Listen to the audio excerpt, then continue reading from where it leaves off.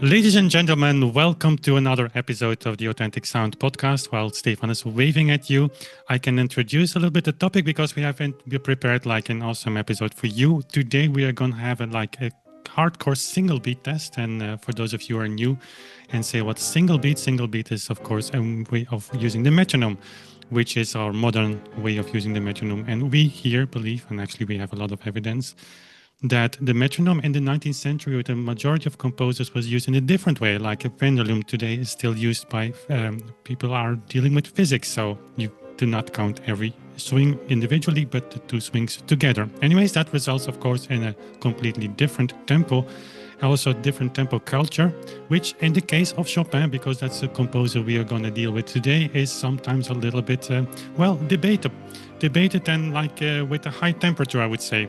But it's not our position, it's not our goal to say what's right and wrong. Also not in the comparison we're going to do. Today we are going to serve for you Mr. Pollini, which is maybe one of the greatest Chopin players of our modern times. And we're going to compare his F major, F minor, what I'm saying, Opus 10 number 9, Etude by Chopin, the famous one for the left hand. We're going to compare his recording with a recording that I made maybe 500 years ago. At least that's how it feels.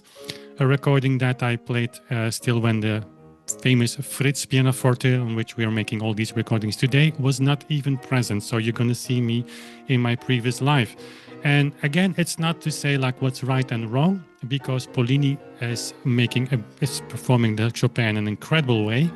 The point of this episode and this exercise, which we're going to make, of course, in the future, I think more because it's interesting, is not to point fingers and say you're doing something wrong. The point is just to see what happens when you do not follow this whole beat principle in an etude. Where are the compromises that you have to make in order to make the music still acceptable to your audience? And in the case of Pollini, it's more than acceptable. So there is nothing wrong doing that.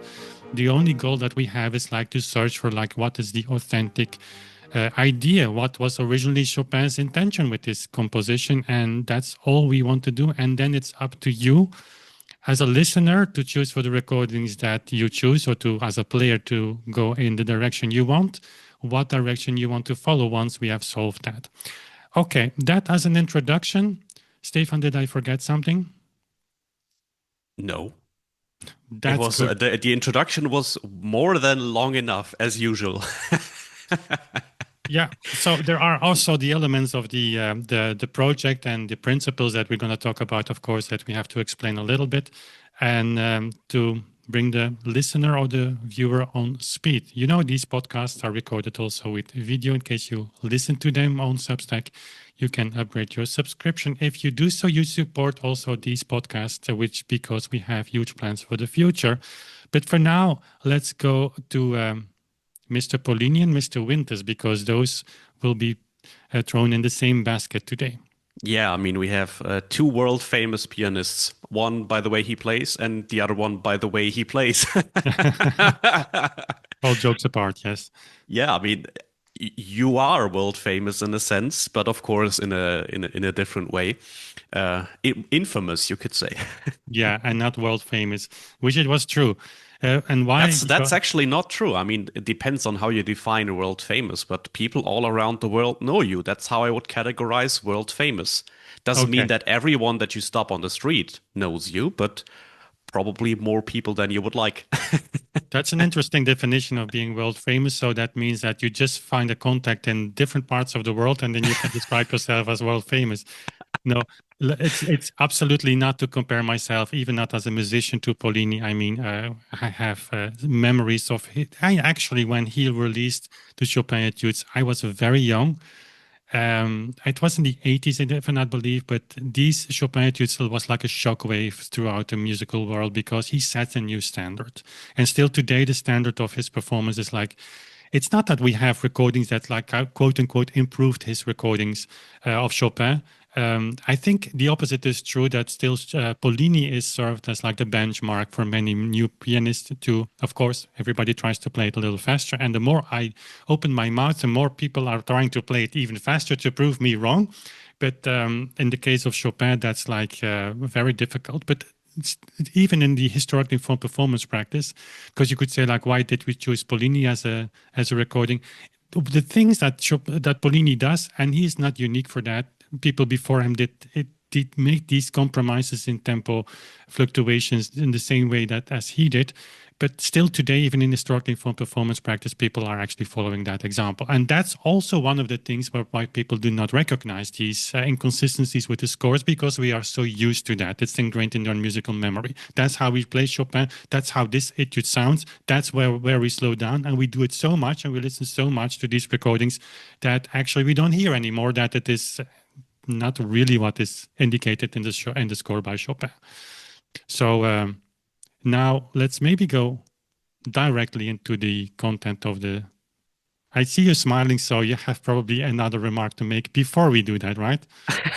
Well, how did you get to that recognition? Yes, of course I have. And I just Googled world famous because I don't know what world famous is. And I just looked it up. I looked up the definition from Cambridge Dictionary, and it says known by many people from most parts of the world. And Yeah, but that's what I would consider true for you, right? the many is like very subjective in this sense. It's a Anyways, very imprecise definition. As a mathematician, I can agree with that. But I mean, there is an argument to be made that you are world famous or maybe world infamous, if that's the right way to say it. But yeah, I'm really looking forward to this episode because this is one of the etudes that I actually managed to play in whole beat. I would say, looking back, I have no recording of it. You wouldn't want to listen to it because, yeah, no. we could have used your recording then. I mean, that would have been a thing, but it doesn't exist, luckily. I think it was not one of my best memories. It was always like, okay, I hope and pray that certain sections happen without mistakes, and they never happened without mistakes. Always a different mistake. So, yeah, that was like the absolute ceiling of my pianistic ability, and that's why this etude is interesting. And I actually played it because of the recording that we're going to listen to now, because I thought this doesn't look too difficult. I mean, this should be possible. Yeah, no, it's Yeah, it's very difficult, and the left hand it's terrible. it's not an easy etude, and of course the way Chopin, the way Pollini plays it is not for many people. Oh no, no, absolutely not. We're going to talk about that. It's one of the. It's not super difficult in the sense like when you develop this technique of jumping around with your left hand, but you have to trust yourself that you land each and every time on the F in the bass, Hmm. because when you don't, I mean, it's rather obvious that you If made you a don't mistake. hit the F at F minor, that's a little bit of a pity. Yeah, it's very interesting. Just as a side story, I mean, the collaboration between Alberto Sanna and myself. Of course, Alberto comes from the Pollini school. He is also Italian, so he is actually like a modern trained pianist, and I am. And basically, of course, I studied You're piano. not. Yeah, you could say like, yeah, I have my degree at conservatory. I mean, I played as a main instrument piano, which is for an organist like not so common. So I have my experience there, but mainly you can say I focused more on the 18th century and then moved on from there.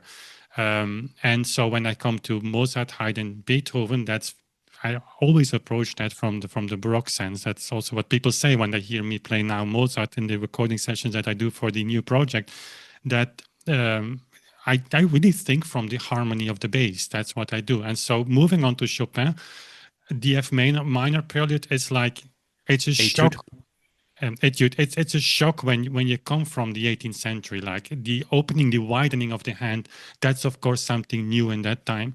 But at the same time, well, people say today when we talk about metronomic difficulties and like just the post on the table, like the difficulty that's created by these metronome marks of the 19th century, which is the sometimes incredible speed, then many people, teachers alike, will point to the Chopin etudes that we have a handful of metronome marks of these Chopin etudes that are like problematic, they say. Those are like, when you see those words problematic and very difficult of hard to reach, they mean impossible. Yeah. They don't say it. Why did it's very simple why they don't say it, because when they say it's impossible, then you can think like it. But why did Chopin write dotted quote in note 96 in this etude. When you say it's impossible, then what's the solution? But the point is that it's not just Chopin. And if you open this context of Chopin's music into the 19th century, Chopin's etudes are not problematic seen in the context of the metronomic problem. They're way more difficult etudes, you like to They're say, way right? more difficult etudes. Chopin's etudes are not easy, yeah? And even in whole beat, people say like, yeah, but in whole beat it becomes laughably easy. It's not. But in the context of like, if you compare it to Herz or Liszt or Alcan or De Miro or other etudes, like then Chopin suddenly is like an upgraded Clementi and Kramer etude, like indeed opening the hand, widening the hand, making new harmonies, making also etudes that are insanely beautiful. I mean, in that he wins every competition, of course. But in terms of technique and speed, so to say, he is of a moderate scale of problematic in metronomic terms. Hmm. So you have to Yeah, keep that in mind. and there are also some etudes that people still play in whole beat to this day. True. Basically, always the slow ones. Opus 10 Bec- number 3, La Tristesse, yeah, yes. And then in the Opus 10 number 6, it's like they play it completely in whole beat, and that's remarkable. We're going to see that in this episode as well. When Pollini makes these compromises at the end of this etude, he is hitting whole beat. He's yeah. playing in When whole beat. he focuses on the what the musicality, and that's not meaning that in other sections he is playing unmusical, but if he like really wants to focus on the emotion that Chopin has in his music, the emotion behind the music, when he wants to put that to the front, that's always when he slows down. And funnily enough, he hits basically every time whole beat, or sometimes even slower than that. Even But yeah, yeah. Go ahead. no, I just wanted to say we've talked about this etude so much. What about we just start listening a little bit? What do you think of that? Or do you have something left to say? I mean, you have been talking for way too long anyway, so I should probably just start sharing my screen and start start the music to not keep you rambling. But maybe you have something interesting to say as a change. Okay, thank you. So we You're let the welcome. listen. Yeah, okay, no. Well, yeah, as long as we stay on topic, I would say. No, let's listen to it. And it's important for the listeners and the viewers to just think about like when you play a piece of music, you have a metronome mark, and there is, of course, there's not so much attention these days to metronome marks. But you have to keep in mind always, like it was the composer who in his study room was taking his metronome, and one of Chopin, by the way, is preserved. It's a beautiful metronome, and then sets the tempo. And the tempo dictates the entire piece and all levels. It brings everything together. It's the glue that really binds everything together. And that's not only true because I say it, that's true for every musician. That's also Hmm. why talking about tempo and changing the tempo is so emotional for many musicians and musicologists alike, because instinctively you know that you change the heart of your performance. That's why people don't want to talk about it. And one thing that it changes drastically, even by slightly modifying the tempo, is the character of the piece. And that's important for the listeners to keep that in mind throughout this episode, because in this piece, it's as true as for every piece, but it's like very visible and audible. The beginning of the performance that I do, it's in Chopin's tempo in whole beat, is a complete different character compared to Pollini. Pollini, you will hear a performance that even though he starts 25% below tempo, so he doesn't hit single beat at the beginning, which is already quite telling. We will talk about that in a second. It's like a very hectic, very nervous, like there is somebody who is running in high speed over the globe and searching for something. I'm not trying to ridiculize this idea, but that's the impression I have. And in my performance, which will be hard to listen to when you come from Pollini, that's also something going from very fast to slower. You need to adjust, but there is more this introvert, like you are having this in this fire that burns inside you. There is like a kind of what is the word? And that's like it's the opposite of peace. It's like you feel very uncomfortable, and there is something there, and it's Yeah, like this anxious. anxious. Yeah, that's the word. And you have this rhythm, which is more apparent, I think, in my performance. with the recurrent F, think also about like railways, like trains, like this mechanical chaka taka taka chaka taka taka chaka taka taka, and this becomes very very important throughout the piece. So we will talk about that later when we are making the comparisons. Maybe we start somewhere, Stefan. Now Yeah. you guide. Every time you talk about this aspect of changing tempo is changing everything, I just get reminded that we have to make merch with that. Yeah, We have I to think make t-shirts with that sentence because yeah, that's the definition of what we do here. Changing tempo is changing everything. Full stop. And with that, I'm not gonna continue rambling, and we will start listening. So just as a first indication, I will also show you guys the score if you watch the video, and otherwise you can just find it on IMSLP or wherever you on your shelf, most likely if you're a musician. And I would suggest, if you agree, Wim, we start with your performance and we just start listening, and then we talk about it. okay, How does that sound? great. Good. Let's go.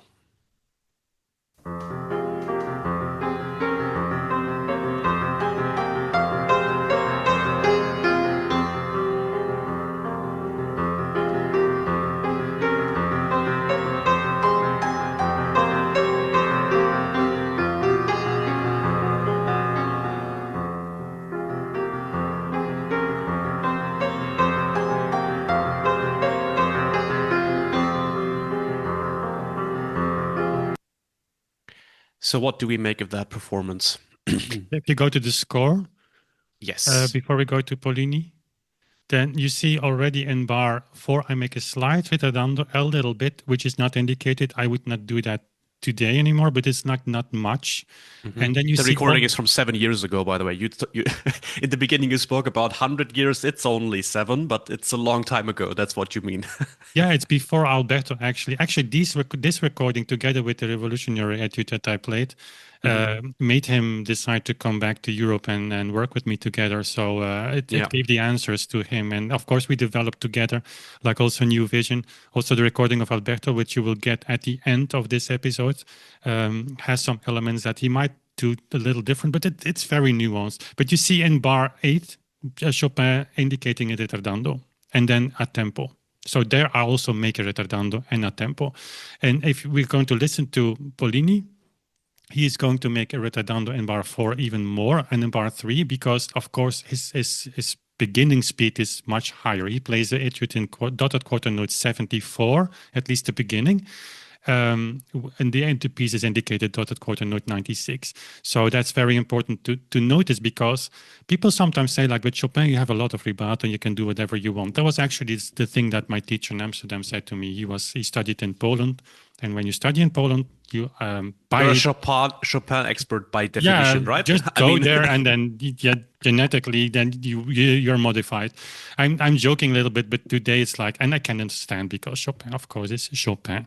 You can also debate if he's not more a French composer, but he would actually hit oh, me. let's not get into that rabbit hole. I think Oh that's no, a, that's a minefield if we go there. oh, it's very easy to answer. He would hit me in the face when I say that to him. Like Chopin was like a patriotic composer, no doubt about that. But the question of Chopin and Retenuto is like it's like very easy to solve. I mean, we know from his students and like his metronome never left the piano. Mikuli said the left hand always stays a tempo, and he comes from this tradition, like also the Leipzig school with Mendelssohn and Schumann. Schumann, we're going to do the next podcast about Schumann. I mean, the new record podcast. Schumann was also, he wrote that very clearly down. Like you play what is in the score, and when the composer indicates ritardando, you slow down. Granted, this is changing in that time, but in Chopin, you see a very meticulous way of indicating, and especially in this piece, ritardando a tempo, and we will see later stretto accelerando. So you can easily make the case in this piece that when Chopin doesn't indicate anything, he just wants you to play a tempo. And then, of course, you can debate like a little bit, like just indicating, starting the new phrase, the new sentence. That's all for debate, but the left hand should be in tempo. And that's what we're going to hear with Pollini, that he is changing already at the beginning. Let's compare now with maybe with Pollini's version.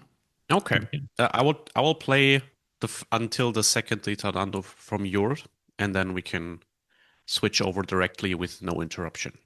Okay.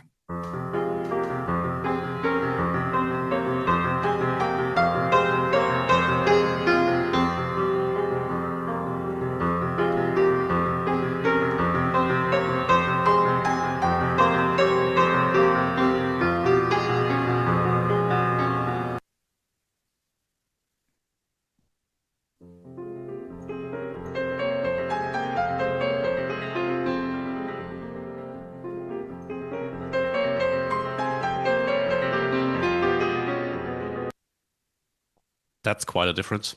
Yeah, yeah, and I have to say, like in my memory, I thought Pollini made a bigger ritardando bar 4. He doesn't. He just continues, which is actually correct. Hmm. Yeah. Also in bar interesting like bar 8, but that's like the details, like the way we make the ritenuto. There's a difference, of course, in that high tempo. Again, it's slower than single beat. Um, it's not so easy to slow down because you have to, and then you have to slow down. In my performance, and it's not because I'm playing, but I think it highlights what Chopin had in mind. Here's just a question mark. Jakatam. He wants to have this emphasis. Jakatam. These 16th notes, certainly that he introduces there, become like there's a new element, but it highlights also the question, like the A flat, yadatam, and therefore he wants to this ritenuto is like a little bit. We would call it a romantic, dramatic element. That, of course, is much less present in Pollini because he cannot just slow down there too much and to give accent to this A flat. But that's just as a start. And yes, the difference is like unbelievable. What Yeah. do you make of that? So when I listened to your performance and also in the past, and again, your performance was the one that convinced me, yeah, I think I can play this. This sounds really nice. I enjoyed that. And I also thought, and I still remember that when I listened to it, I was like, I don't think this needs to be played faster. This just feels right. And when you go to Pollini, I have an analogy, and this is not, again, this is not about judging. This is just a comparison and what it feels like to me listening to that music. Do you know these people that when you drive with them, the only thing they know is like gas and brake? Yeah, It's like they just accelerate very quickly and then they brake very quickly, and it's also that, and it's very, yeah. There is this anxiety this anxious feeling that you get from listening to that performance, and it's only due to the fact that he's increasing the speed, slowing down all the time, and not at the that's beginning though, eh? Yep, yep. no, I mean, but it's this it ju- the tempo feels very inconsistent, and of course I'm now used to yours and Alberto's performances, and Alberto is even way more strict than you. um, but it feels like these performances, or the performance or the way he plays, is a lot like this speeding up very fast and then slowing down, having to slow down very fast because, yeah, he just wants to make it musical in certain segments. That's what it feels like to me. And Yeah, again, certainly. this is not about the explicit performance of Pollini. I mean, in the YouTube video you make about this, if people want to check it out, it is you can exchange Pollini's recording for any recording that you want on the planet by a modern quote unquote pianist. It's the same, and you even played them side by side in the video, I remember, and they just sound the same basically. So it's not explicitly that we're like wanting to drag down Pollini, but that's the feeling I get when I listen to this, and that's also what you described in the beginning, right? Yeah, it's yeah. Though of course this is like a very motorical etude, and the differences that you talk about will be more apparent in the end, towards the Mhm. end, where the really declamatory aspects of this piece come to the foreground. But it's true. I didn't remember that in the video I made like maybe 5 years ago. That I used two recordings, but you can really overlay them, and it's remember that video that I made about Dina Joffa. She Hmm. was interviewed by Ben Laude, where she was complaining about the Chopin competition, listening to 200 performances and doing all of them the same things. And she said, and if I'm not mistaken, she said, but it's very true, that today the score is no longer in the center of the interpretation. It's like how other people play it. And that's true, of course, for her as well, but that's true for everybody. And it's not to blame, because when you study this piece with a teacher today in a modern conservatory, he will say or she will say that, like, you have to do this here. And then when you point the finger, like, well, there's nothing indicating in the score, like, yeah, but we know that it has to be played like that. And there is no explanation for that. But once you see that, that's what you described. Like once you know that, hey, you started piece and I actually want to hear a consistent tempo, which is like very refreshing. Like we in classical music are the only people that just deviate randomly in tempo, and we do it everywhere with Beethoven as well. The Hmm. compromise we make because of the too high tempos that we got used to. Once you know that people do it, it's like you cannot listen to it anymore, because Yeah. the tempo is not only dictating the character, but the tempo is also like, when you have modern music, you have a drummer, that's the most important musician of the entire group. He keeps everything together. And these people, you can approach and like, hey, play this at 64 quarter note, and they will not take a metronome, they will start. And it will be like after 3 hours, they're still in 64, but that's like very important. But now we're digressing. Let's maybe just continue. We're not digressing in the sense of that's not important, but let's continue with the listening experience, because these points will come to the foreground by themselves. Yeah, I just wanted to make a quick sideway because the what you just talked about, the podcast that Ben Laude made with Dina Joffe, we actually have made a podcast about that, and it's already uploaded, I think. I don't know which one it exactly is, which episode. I just looked them up. There are quite a few Chopin episodes that are uploaded. I haven't listened to all of them again, if Yeah. I'm very honest, but all of you guys, of course, did. But there are some quite a few Chopin episodes. So somewhere in the recent episodes, you will find the episode where we talk about this interview that Ben Laude had with Dina Joffe about the Chopin competition. What if we go to the second segment of this etude, or do you want to listen from the beginning again? Well, it's not necessary. We can continue just because now Okay. we come to a very interesting passage, bar 23, if I'm not mistaken. There is like a kind of stretto, and that leads to bar 33, where you have a very dramatic moment where I have repeated eighth notes, yakatatatatatampat, and there's a first moment where Pollini makes the first real compromise. Yeah, there you have it. So bar 29, you have forte, so the D flat there, like a triplet. That's not a triplet. It's eight notes in here. But there, Pollini actually, after this long accelerando, and there is a discussion like, okay, accelerando for 6 bars. Do you play then at the climax of that accelerando? Do you go a tempo or not? I think I'm going slowly back to a tempo, but I keep the tempo a little bit there at a higher pace. But Pollini actually chooses not only to go a tempo, but to go to whole beat. Hmm. And that's, of course, because of this passage leans itself to that. And we're going to talk about it, analyze it after we listen to it. So, Stefan, maybe we can compare both versions without interruption. Let's do that. And this time we're going to switch it around. We're going to start with Pollini, and then we're going to go to yours.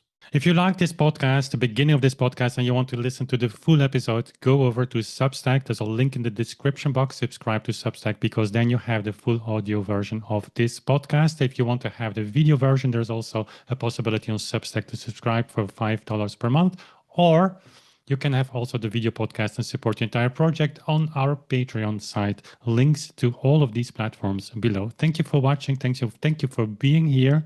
We see each other very soon again. Bye.